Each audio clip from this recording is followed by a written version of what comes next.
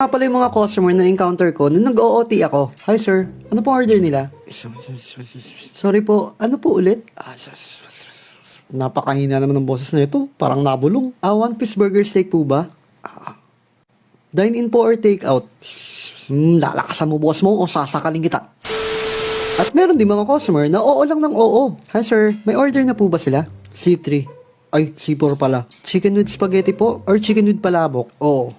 Spaghetti or palabok? Oo. Sikmuraan ko kaya ito sa likod. Chicken with palabok po? Oo. Dine-in po or take-out? Oo. Lolo mo, oo. PC advance call, Fiesta Meal 1 please. At pagdating ng customer sa counter, chicken with palabok sir. Hindi miss, chicken spaghetti order ko. Okay po sir. Japoy, paayos naman ang OOT. Lo, ba't parang kasalanan ko? Okay na. At meron din customer na katulad nito. Good morning sir, ano pong order nila?